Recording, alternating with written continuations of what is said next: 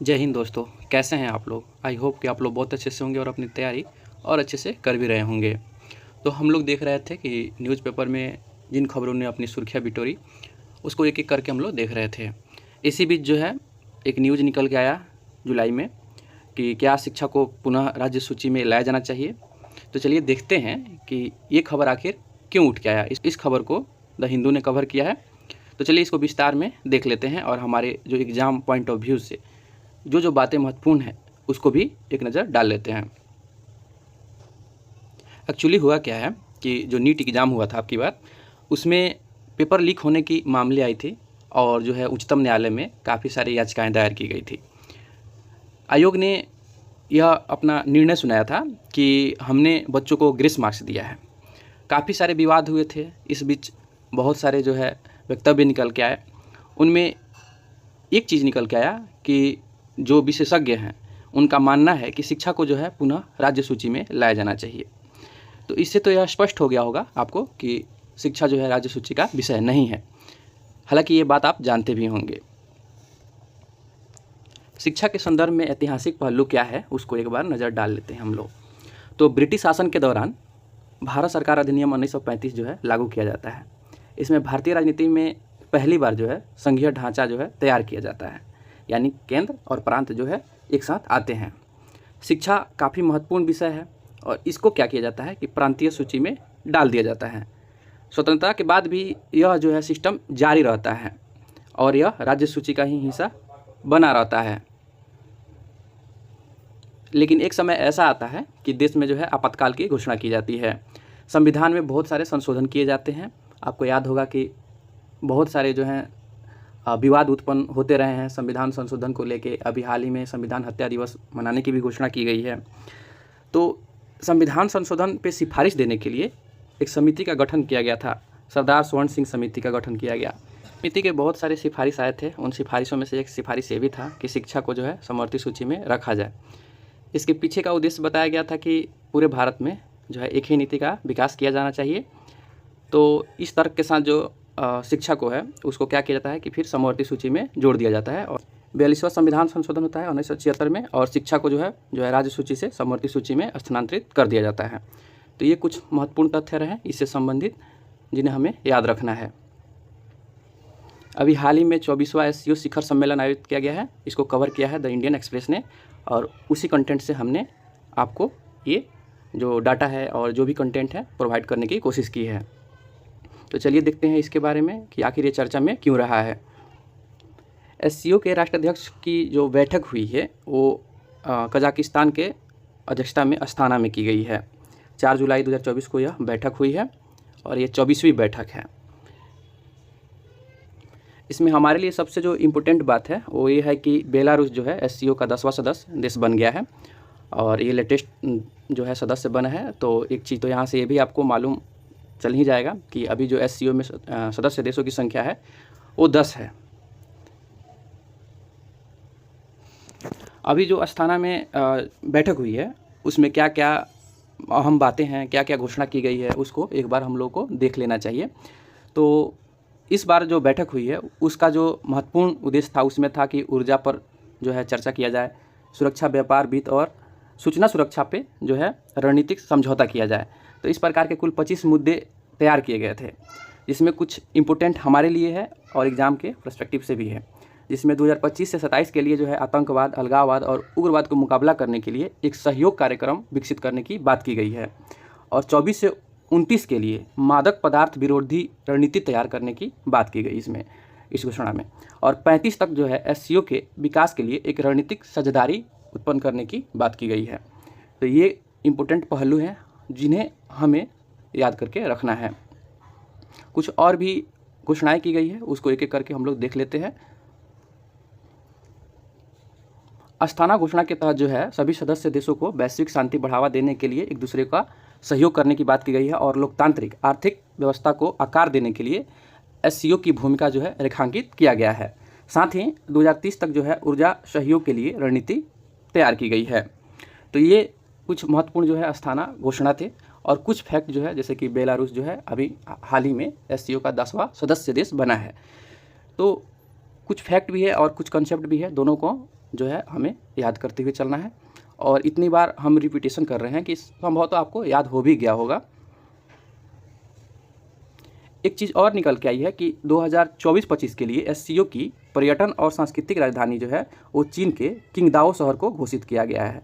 तो किंगदाओ शहर याद रखिएगा कि इसे जो है 24-25 के लिए एससीओ का पर्यटन और सांस्कृतिक राजधानी घोषित किया गया है। तो ये रहा एससीओ के बारे में कि अस्थाना में हुआ था कजाकिस्तान के, और एससीओ की पर्यटन और सांस्कृतिक राजधानी जो है चीन का शहर है किंगदाओ, उसको घोषित किया गया है। और जो अस्थाना घोषणाएं थी एक एक करके हमने देखा भी था। अब विस्तार में थोड़ा एससीओ को भी देख लेते हैं, क्योंकि एससीओ जब आया है तो एससीओ के बारे में जो ऐतिहासिक पहलू है उसको भी एक नज़र हम लोग डाल लेते हैं। सर्वप्रथम जो एससीओ आया था वो संघाई 5 के नाम से आया था 1996 में, जिसमें प्रारंभिक जो सदस्य देश थे वो रूस, चीन, कजाकिस्तान, किर्गिस्तान और तजाकिस्तान थे। 2001 में जो यह संगठन था वो अंतर्राष्ट्रीय संगठन के रूप में उभर के आता है और इसका नाम जो है एससीओ पड़ जाता है। छठा देश के रूप में उस समय जो है उज्बेकिस्तान जो है शामिल हो जाता है। इसका विस्तार 2017 में होता है, जिसमें भारत और पाकिस्तान जुड़ जाता है। यानी छठा देश उज्बेकिस्तान था, उसके बाद 2 देश जुड़ते हैं, भारत और पाकिस्तान। और फिर 2023 में क्या होता है कि इसमें ईरान शामिल हो जाता है, और इस वर्ष 2024 में बेलारूस शामिल होता है। सचिवालय आप जानते ही होंगे, बीजिंग इसका, और इसका मुख्य पर्पस जो है क्षेत्रीय आतंकवाद विरोधी संरचना का गठन करना है और उग्रवाद अलगाववाद से मुकाबला करना है। तो ये दोस्तों कुछ जानकारी रही हमारे एससीओ के बारे में। तो आई होप कि आपको ये जानकारी बहुत अच्छे लगे ही होंगे। एक एक करके ऐसे ही हम लोग पूरे न्यूज़ को कवर करते हुए चलेंगे। एक न्यूज़ और निकल के आया था प्रोजेक्ट 76। तो प्रोजेक्ट 76 क्या है इसको भी हम लोग देखते हैं। रक्षा अनुसंधान और विकास संगठन ने प्रोजेक्ट 76 के अंतर्गत स्वदेशी पारंपरिक पनडुब्बी का डिजाइन और विकास प्रारंभ कर दिया है। तो ये जो न्यूज़ आया है 76 प्रोजेक्ट 76, तो केवल डीआरडीओ जो डिज़ाइन करना और विकास करना शुरू किया है इतना ही तक सीमित नहीं है। इसके बारे में हमें कुछ अलग से भी फैक्ट जानना पड़ेगा, क्योंकि इतना से जानने से हमारी काम नहीं चलेगी। हो सकता है कि पूछ दे कि मतलब किसने विकास किया, डिज़ाइन किया, लेकिन कुछ अलग से भी जानकारी हमें एकत्र करने की ज़रूरत है। प्रोजेक्ट 76 के अंतर्गत जो है भारतीय नौसेना का युद्धपोत डिजाइन ब्यूरो देश की पहली स्वदेशी जो है पारंपरिक डीजल इलेक्ट्रॉनिक पनडुब्बी का डिजाइन और विकास पर काम कर रहा है। इसके अंतर्गत जो है परमाणु ऊर्जा का भी यूज करने वाला पनडुब्बी का निर्माण किया जा रहा है। इसमें उन्नत किस्म के प्रौद्योगिकी का उपयोग किया जा रहा है। इसमें अरिहंत श्रृंखला के परमाणु बैलिस्टिक मिसाइलों का भी उपयोग किया जा रहा है। तो ये कुछ जो है डाटा है उसके संदर्भ में कि किस प्रकार का पनडुब्बी का निर्माण किया जा रहा है और डीआरडीओ जो है किस प्रकार का पनडुब्बी देख रहा है फ्यूचर के लिए। प्रोजेक्ट 76 के अंतर्गत जो है टोटल 12 पनडुब्बियों का निर्माण किया जाना है, जिसमें 70 से 80% जो सामग्री उपयोग किए जाएंगे वो भारतीय ही होंगे, यानी स्वदेशी ही होंगे। आत्मनिर्भर भारत के तहत एक चीज़ ये भी है कि सरकार जो भी डीले कर रही हैं दूसरे कंट्री से, तो उनका एक प्रायोरिटी ये भी रह रहा है कि आप जो स्ट्रक्चर है और जो भी डाटा है और जो भी प्रोजेक्ट है वो किसी भारतीय कंपनी के साथ शेयर करिए। और दूसरी बात ये है कि मतलब कोई भारतीय कंपनी के साथ टैग कीजिए और यहाँ स्वदेशी वस्तुओं का उपयोग करिए। प्रोजेक्ट जो था फ्रांस के साथ था, इसको याद रखिएगा। और प्रोजेक्ट 75I जो जर्मनी और स्पेनिश के साथ था। तो ये कुछ महत्वपूर्ण जानकारी रहा हमारे प्रोजेक्ट 76 के बारे में। तो चलिए अगला न्यूज़ हम लोग देख लेते हैं कि अगला न्यूज़ हमारा क्या है। हाल ही में ग्लोबल इंडिया AI शिखर सम्मेलन का आयोजन किया गया है और इसको जो न्यूज़पेपर कवर किया है वो PIB है। तो एक एक करके हम लोग देख रहे हैं न्यूज़ जुलाई का। तो आई होप कि आप निरंतर बने रहे होंगे और न्यूज़ को जो है मे भी अगर कुछ फैक्ट आपको अच्छा लगे तो नोट डाउन करते चलिएगा इसमें से, क्योंकि केवल देख लेने से याद नहीं रहता है। चीज़ों को रिवाइज करते रहें और बार बार वीडियो देखना पॉसिबल नहीं है, इसलिए कहीं नोट डाउन करते चलिए ताकि बाद में आपको रिवीजन करने में आसानी हो। भारत AI शिखर सम्मेलन का जो आयोजन किया गया था वो नई दिल्ली में किया गया था। तो अगर मान लीजिए ऑनलाइनर क्वेश्चन पूछे जाते हैं कि कहाँ आयोजन किया गया था, तो आपका इससे सॉल्व हो जाएगा कि नई दिल्ली में आयोजित किया गया था। इस शिखर सम्मेलन में जो है कुल 29 देशों ने भाग लिया था और जो है वैश्विक रूप से AI पर जो प्राथमिकताएं हैं, जो अनुसंधान हो रहे हैं, जो गतिविधियां जो है शामिल किए जा रहे हैं AI में, उसके बीच सिद्धांत और व्यवहार को लेके अलग अलग देशों में अलग अलग जो है खाई क्रिएट होते जा रहे हैं, उससे निपटने के लिए यह शिखर सम्मेलन आयोजित किया गया था, ताकि जो है एआई को व्यवहार में लाया जाए और सैद्धांतिक रूप से कार्य में लाया जाए। अभी जो है इसका अध्यक्ष 2024 के लिए भारत है, याद रखिएगा। ये भी आपको ऑनलाइन प्रश्न के रूप में, या ये भी हो सकता है कि स्टेटमेंट बना के दे दे कि कहाँ हुआ था और इसकी अध्यक्ष कौन है। तो 2024 के लिए जो है आर्टिफिशियल इंटेलिजेंस पर वैश्विक भागीदारी के लिए भारत जो है इसका अध्यक्ष है। एक न्यूज़ ये भी निकल के आया था, सरोगेट मदर के लिए जो है मातृत्व अवकाश।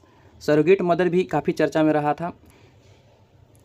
इस पे जो है हाल ही में केंद्र सरकार क्या करती है कि एक नियम लेके आती है कि जो भी सरकारी कर्मचारी हैं उनको भी मातृत्व अवकाश दिया जाएगा सरोगेसी के तहत।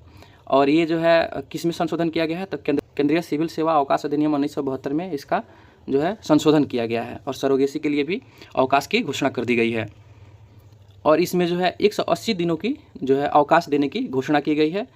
जो कमीशनिंग पिता है यानी को भी 15 दिन का पितृत्व अवकाश दिया जाएगा। तो यह 2 संशोधन किए गए हैं विशेष रूप से, तो इसको आप ध्यान में रखिएगा कि सरोगेट मदर के लिए 180 दिन की अवकाश दी गई है और कमीशनिंग पिता के लिए 15 दिन की अवकाश की घोषणा की गई है। और यह किस में संशोधन किया गया है, तो केंद्रीय सिविल सेवा अवकाश अधिनियम जो था 1972 में संशोधन करके लाया गया है, फिर केंद्रीय सिविल सेवा अवकाश संशोधन नियम 2024। और सरोगेसी के लिए कम से कम जो है 2 से कम ही जीवित पुत्र होना चाहिए, यानी 2 से अगर ज़्यादा आपके पुत्र जीवित हैं तो आप सरोगेट मदर नहीं बन सकते हैं। ये भी एक बात याद रखिएगा। तो आई होप कि ये हमने 3-4 जो न्यूज़ कवर किया वो आपको बहुत अच्छा से समझ आया होगा, और अंत तक बने रहने के लिए मैं आपको एक बार फिर धन्यवाद बोलूँगा। बाकी जैसे जैसे कुछ न्यूज़ आए हैं समाचार पत्रों में, एक एक करके हम लोग फिर लाते रहेंगे आपके लिए, और आप जो है उसको लगातार देखते रहिए, बने रहिए। आई होप कि जो न्यूज़पेपर में आपके खबर आए हैं वे कवर हो जाएंगे। बाकी आप नए भी हो रहे हैं तो कृपया सब्सक्राइब कर लीजिए, क्योंकि हमारी उम्मीद अपेक्षा आपसे इतना बनी रहती है। और दोस्तों के बीच शेयर साझा कर लीजिए ताकि उनको भी मदद मिल सके। जय हिंद दोस्तों, मिलते हैं हम लोग फिर अगले लेक्चर में। तब तक के लिए आप मेरे साथ बने रहिए। धन्यवाद।